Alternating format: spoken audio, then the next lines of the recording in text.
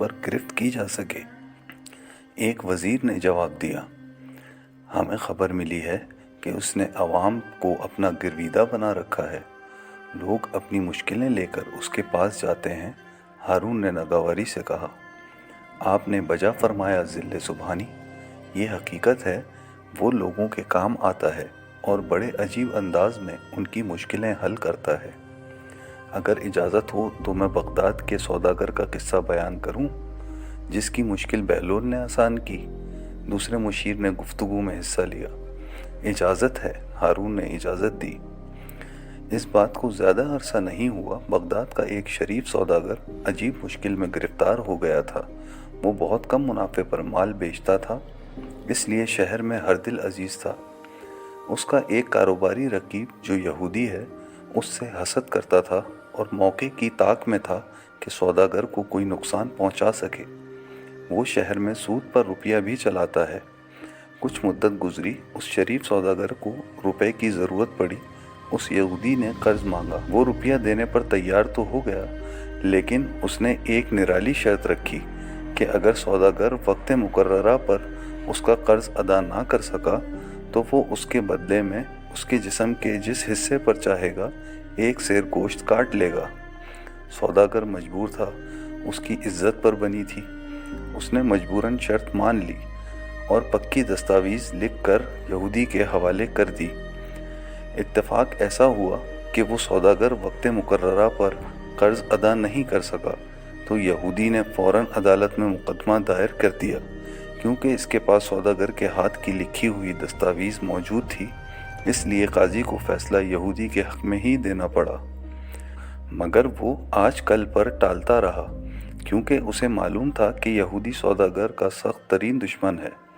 वो इसका ऐसा उज़ू काटना चाहता है जो उसकी मौत का बाइस बन जाए। यहूदी हर रोज़ काजी के हुक्म जारी करने का तकाजा करने लगा। काजी के पास भी सौदागर के बचाव की कोई तदबीर नहीं थी।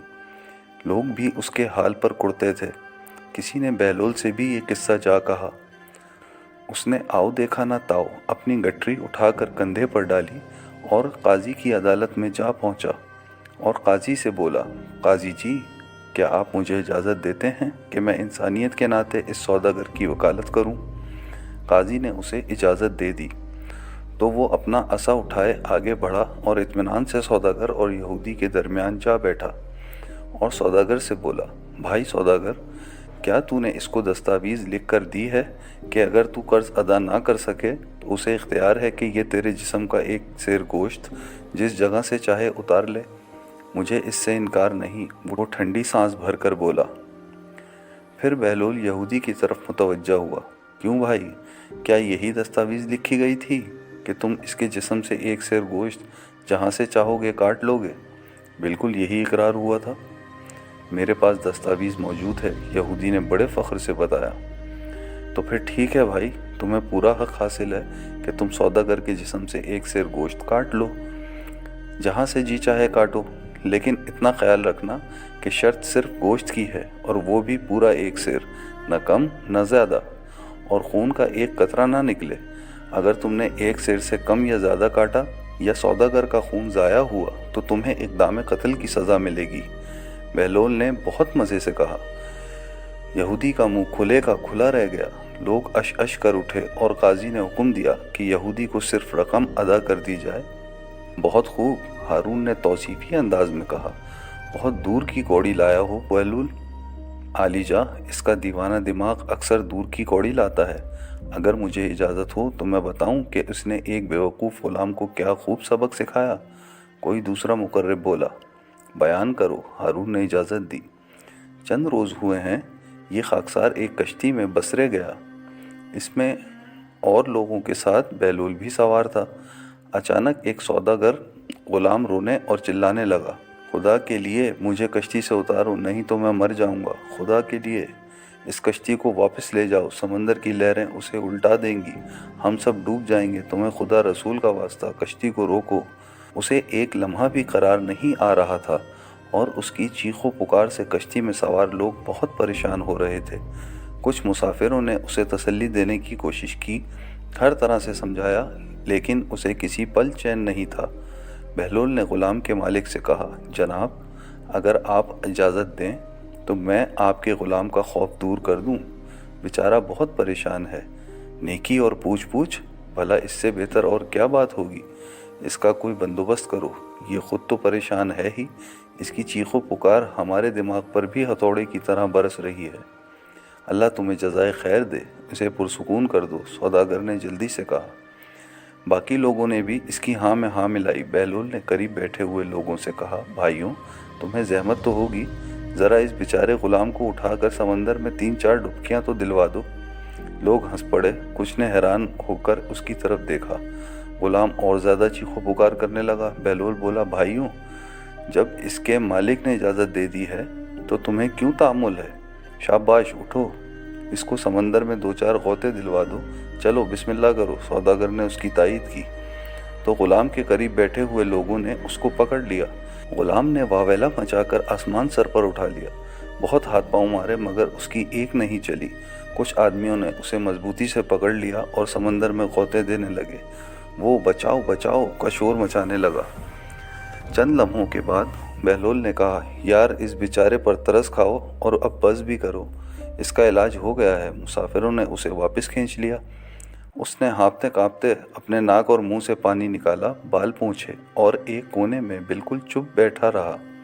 باقی مسافروں نے حیرت سے اس کی اس خاموشی کو دیکھا اور بہلول سے سوال کیا کہ اس نے یہ نسخہ کیوں کر ایجاد کیا اور اس قدر کارگر ثابت ہوا؟ بہلول نے ہنس کر جواب دیا، اس بیچارے کو کشتی کی آرام کی قدر و قیمت کا اندازہ ہی نہیں تھا۔ سمندر میں غوطے کھا کر اسے یہ نکتہ سمجھ میں آ گیا ہے کہ کشتی سمندر کے مقابلے میں کتنی محفوظ ہے۔ ہارون مسکرایا، اس مسخرے کا بھی کوئی ایسا ہی علاج کرنا پڑے گا جو دیوانہ بن کر دوسروں کو دیوانہ بناتا پھرتا ہے۔ ذل الہی، آپ نے بجا فرمایا، ہمارا اندازہ بھی یہی ہے کہ وہ دیوانہ نہیں ہے بلکہ دوسروں کو بیوقوف بنانے کے لیے ایسی حرکتیں کرتا ہے۔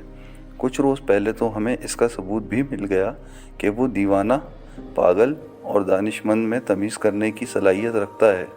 ایک شخص نے کہا، وہ کس طرح؟ بیان کرو۔ ہارون نے متجسس لہجے میں کہا، جب بہلول کو پاگل پن کا دورہ پڑا تھا تو ایک تاجر نے غالباً فال لینے کی غرض سے بہلول سے پوچھا، حضرت شیخ بہلول مہربانی فرما کر مجھے مشورہ دیں کہ میں کون سا مال خریدوں جو نفع بخش ہو۔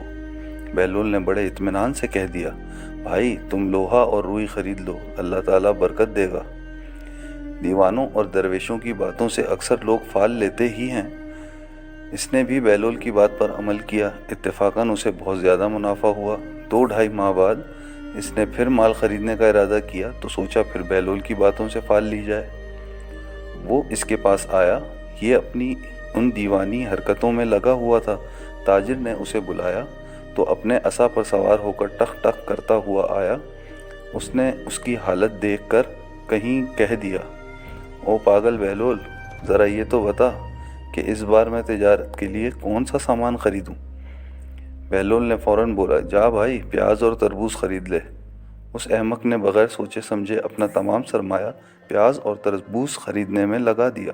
فصل کے دنوں میں تو ویسے ہی ان کی مانگ نہیں تھی، کچھ دن ذخیرہ کیے تو وہ سڑ گئے اور اسے خسارہ اٹھانا پڑا۔ وہ غصے میں بھرا ہوا بہلول کے پاس آیا اور بولا، او بہلول، تو نے مجھے یہ کیسا مشورہ دیا تھا؟ میرا سارا سرمایہ ڈوب گیا ہے، حالانکہ پچھلی بار تیرے مشورے سے مجھے بہت منافع ہوا تھا۔ بہلول بولا، حضرت پہلے روز جب آپ نے مجھ سے مشورہ مانگا تھا تو جناب شیخ بہلول کہہ کر مجھے آواز دی تھی، گویا آپ نے مجھے دانشمند سمجھ کر میرے وقار کا خیال رکھا۔ میں نے بھی دانشمندی سے مشورہ دیا، لیکن دوسری بار آپ کو یاد ہے کہ آپ نے کیا گوہر افشانی فرمائی تھی؟ نہیں، تاجر کو یاد نہیں تھا۔ آپ نے فرمایا تھا، او پاگل بہلول، چونکہ آپ نے مجھے پاگل سمجھ کر مخاطب کیا تھا اس لیے میں نے بھی آپ کو پاگل پن سے ہی مشورہ دیا تھا۔ بہت خوب، ہارون محظوظ ہوا، یہ تو ہوش مند دیوانہ ہے، اس کا کوئی بندوبست کرنا ہی پڑے گا۔ آپ کا فرمان بجا ہے، لیکن حضور اس کی اس دیوانگی نے اسے عوام سے بہت قریب کر دیا ہے۔ یہ مفت میں ان کی مشکلیں حل کرتا ہے، ہر غریب کے ساتھ اٹھ کر چل پڑتا ہے، اس پر ذرا احتیاط سے ہاتھ ڈالنا ہوگا۔ وزیر نے اظہار خیال کیا، تو پھر تم ہی بتاؤ کہ اس پر کون سی فرد جرم عائد کی جائے کہ عوام میں کوئی رد عمل نہ ہو۔ ہارون نے پوچھا، جان کی امان پاؤں تو ایک تجویز پیش کروں؟ ایک مشیر نے محتاط لہجے میں کہا۔ امان ہے۔ ہارون نے شاہانہ نخوت سے گویا احسان کیا۔ اس پر الزام لگایا جا سکتا ہے کہ وہ انبیاء سلف کی توہین کرتا ہے، اس لیے اسلام سے خارج ہے اور واجب القتل ہے۔ اس نے بتایا۔ کوئی ثبوت؟ ہارون نے روب شاہی سے کہا۔ اس کا ثبوت بھی موجود ہے اور گواہ بھی، مشیر بولا۔ بیان کرو، ہارون نے تحکمانہ شان سے کہا۔ کچھ لوگوں نے بہلول سے حضرت لوط علیہ السلام کے بارے میں پوچھا کہ وہ کس قوم کے پیغمبر تھے، تو وہ کہنے لگا کہ ان کے نام سے ظاہر ہوتا ہے کہ وہ اوباشوں اور عیاشوں کے پیغمبر تھے۔ لوگ اس کے پیچھے پڑ گئے تو پیغمبر خدا کی شان میں گستاخی کرتا ہے، تو اس نے یہ کہہ کر اپنی جان بچائی کہ میں نے پیغمبر کی شان میں تو گستاخی نہیں کی، میں نے تو ان کی قوم کی بات کی ہے۔ اس کی تائید قرآن پاک میں موجود ہے۔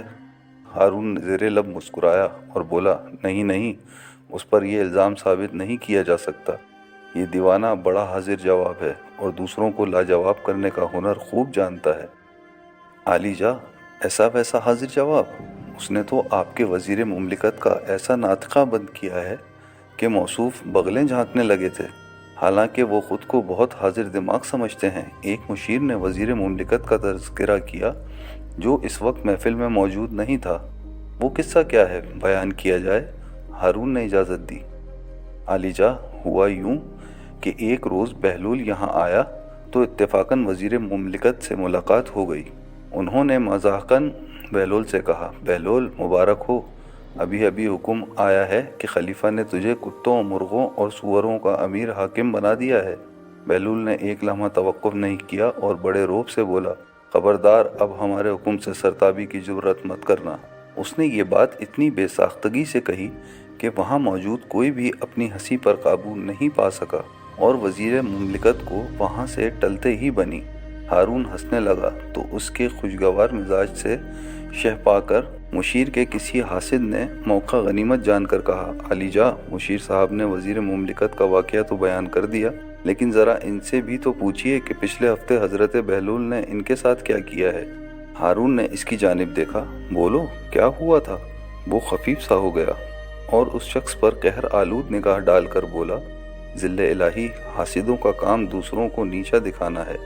تم نے وزیر مملکت کے ساتھ جو کچھ کیا ہے اس کا نشانہ تمہاری اپنی ذات بھی بن گئی ہے۔ فوراً وہ قصہ بیان کرو۔ ہارون نے سرزنش کی۔ سرتابی کی مجال کس میں تھی؟